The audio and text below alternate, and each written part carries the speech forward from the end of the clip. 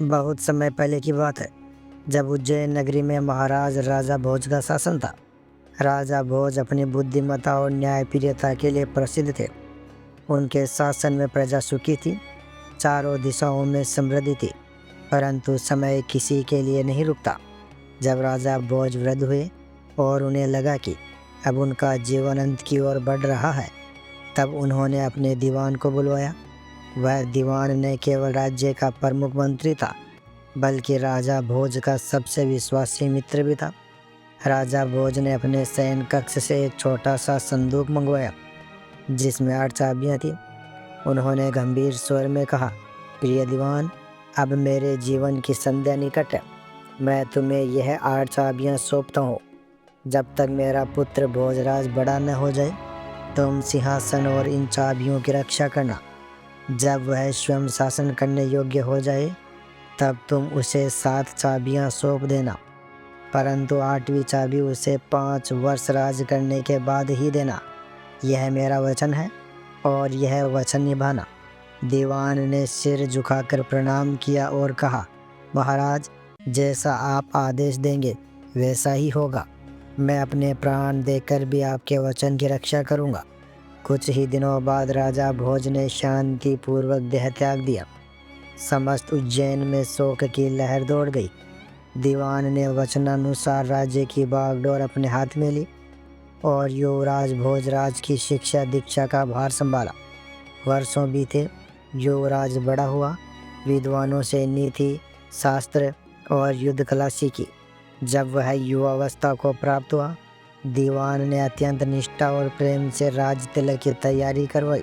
राज तिलक के दिन दीवान ने राजा भोजराज को 7 चाबियां सौंपी।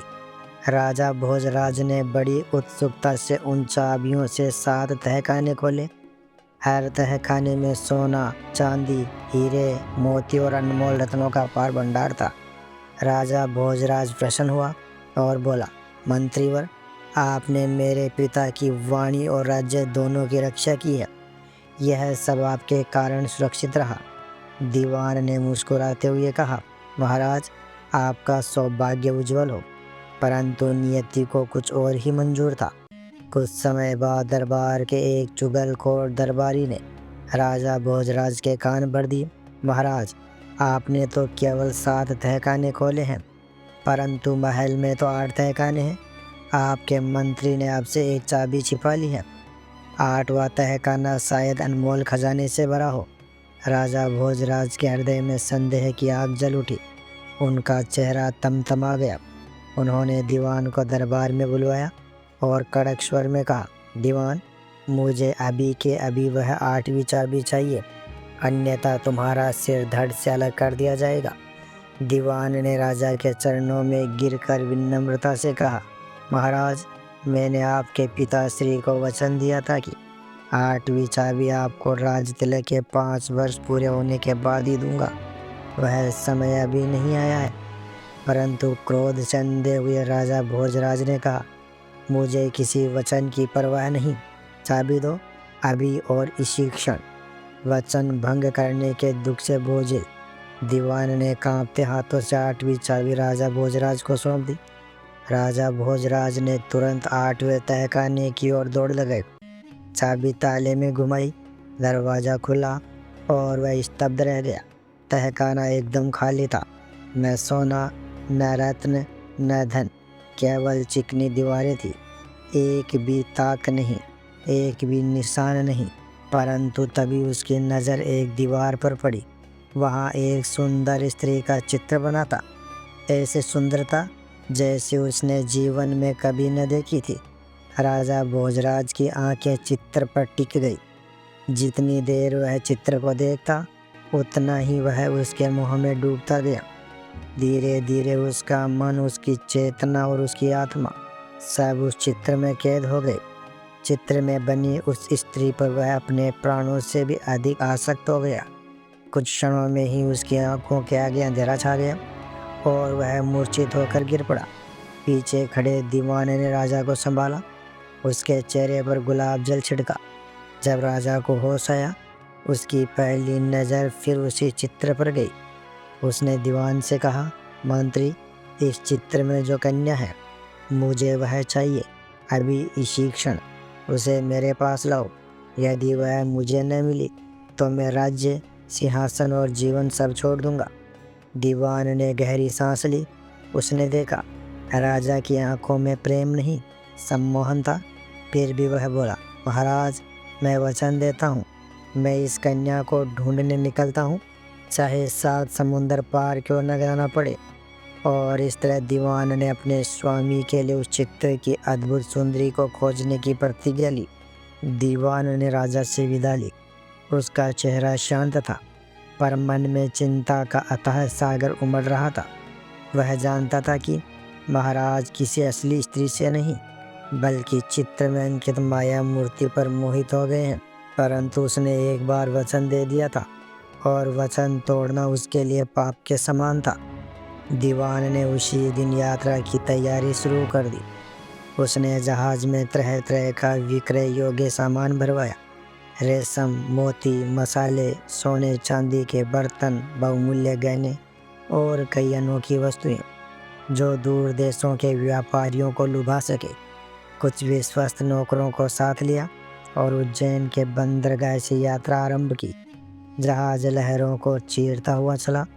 एक बंदरगाह से दूसरे तक हर राज्य में दीवान उतरा और वहाँ के दरबारियों, मंत्रियों, व्यापारियों, यहाँ तक कि साधारण जनों तक को वह राजा भोजराज के महल में बने उस चित्र की प्रतिकृति दिखाता।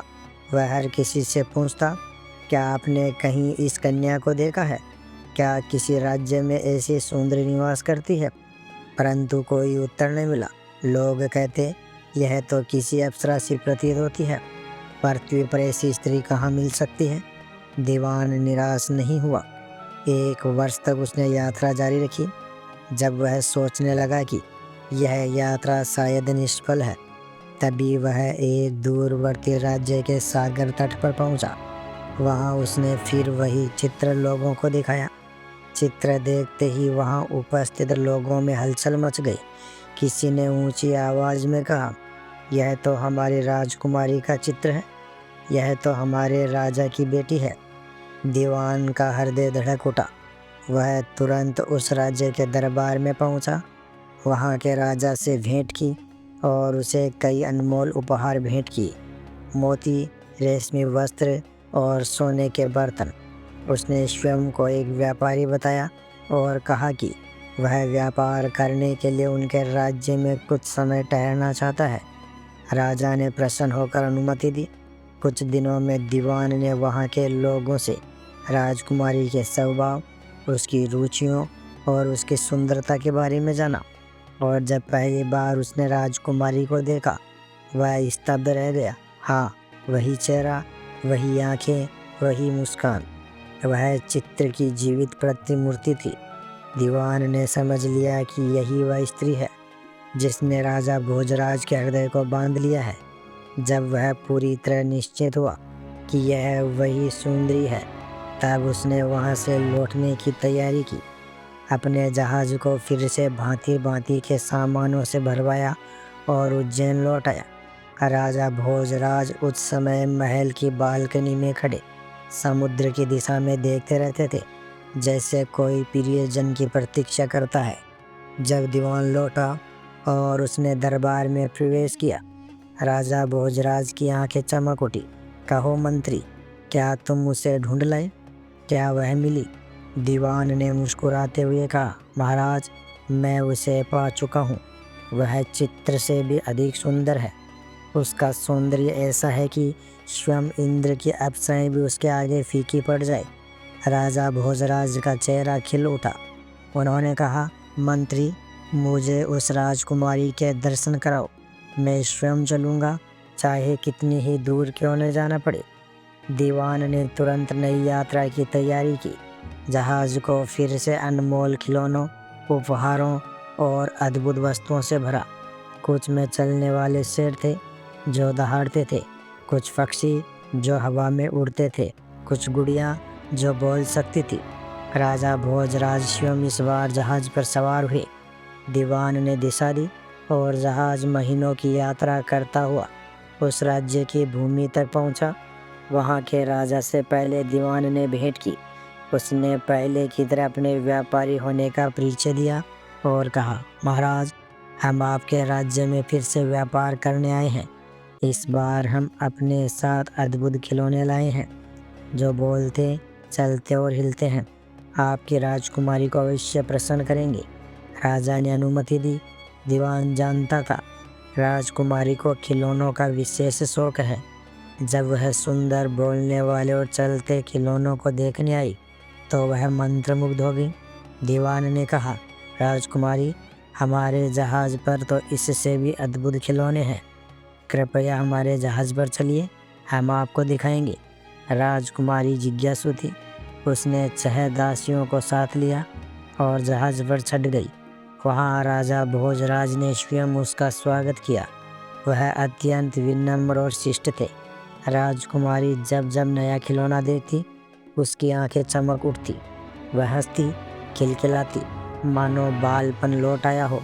परंतु इस बीच दीवान ने इशारा किया और नाविकों ने लंगर की रस्सियां काट दी। जहाज धीरे धीरे समुद्र में उतर गया।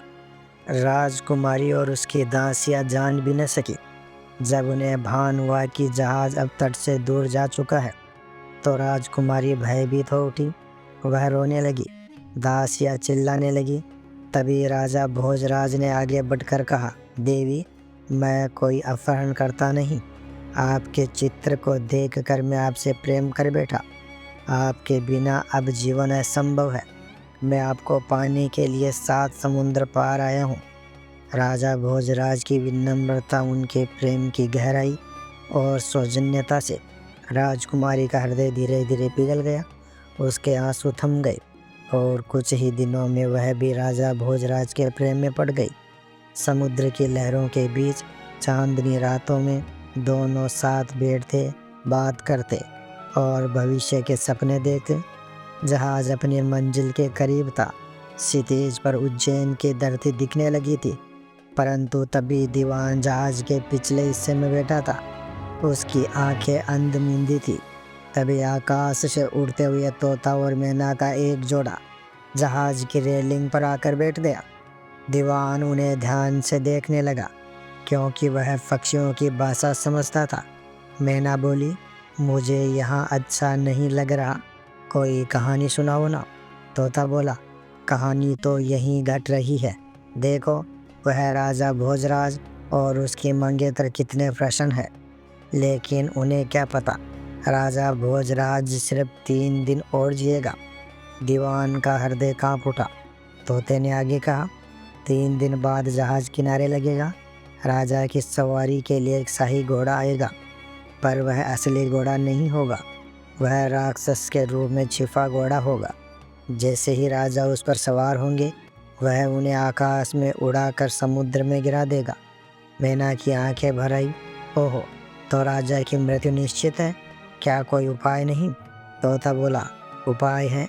यदि कोई उस घोड़े को छूने से पहले ही उसका सिर काट दे तो राजा बच सकता है। लेकिन यह बात किसी को बताना मत।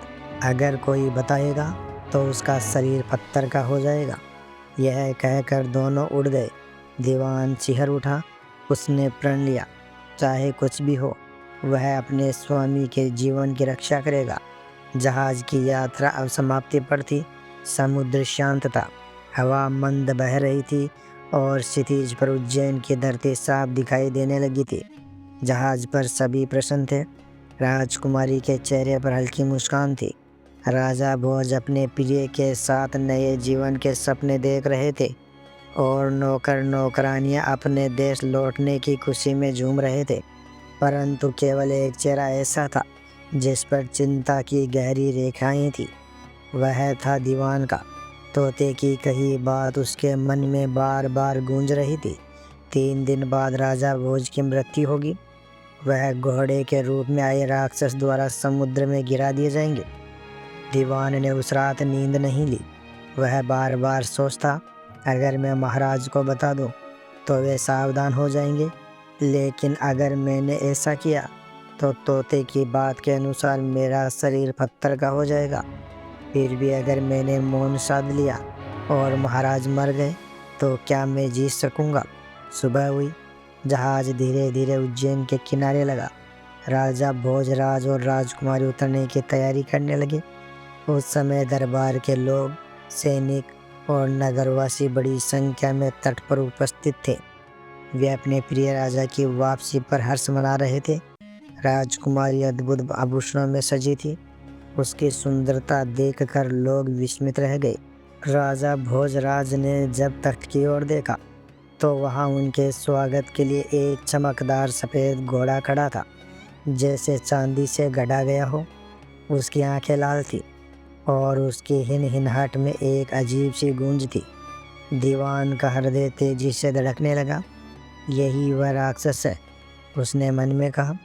राजा ने मुस्कुराते हुए कहा, यह घोड़ा कितना सुंदर है। मेरे लिए इतना उत्तम घोड़ा तैयार किया गया है, सच में अद्भुत। वह घोड़े की ओर बढ़े। दीवान का शरीर कांप उठा। वह चिल्लाया, महाराज कृपया ठहरिए। राजा भोज ने मुड़कर देखा। क्या हुआ मंत्री? दीवान कुछ पल मौन रहा। उसके भीतर दो शक्तियां लड़ रही थी। एक थी कर्तव्य की पुकार, दूसरी भविष्यवाणी का भय। फिर उसने कांपते आवाज में कहा, महाराज इस घोड़े को मत छूइए। यह जीव नहीं, एक राक्षस है जो आपके प्राणों का शत्रु है।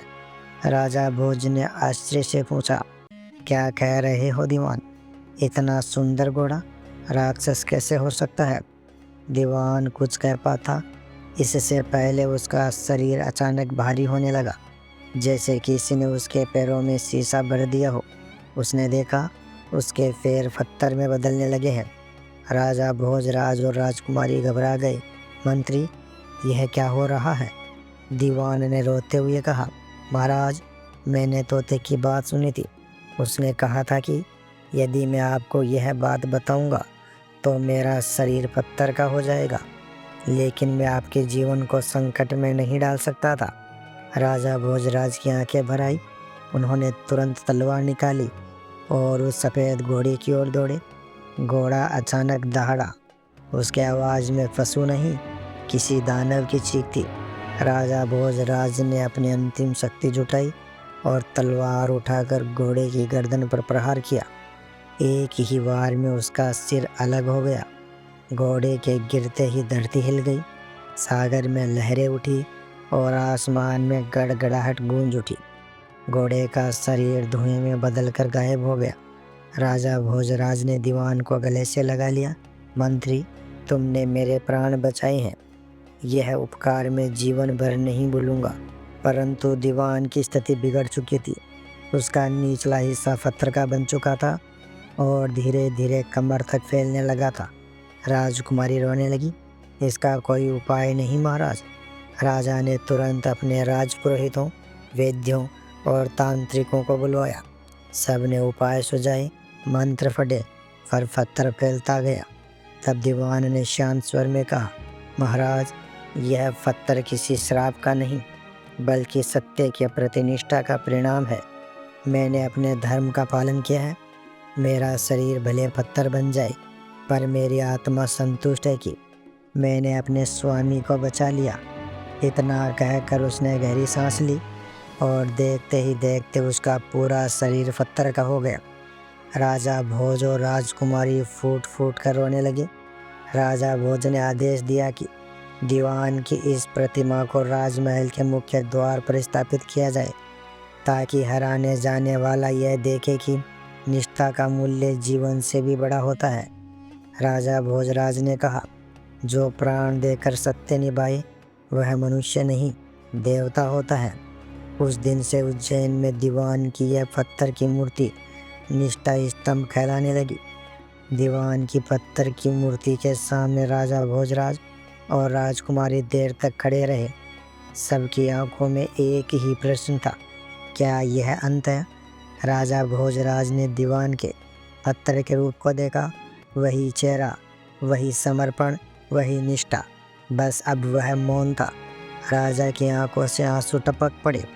उन्होंने कांपते स्वर में कहा, जिसने अपने स्वामी के लिए अपना जीवन अर्पण कर दिया, उसे भुलाया नहीं जा सकता।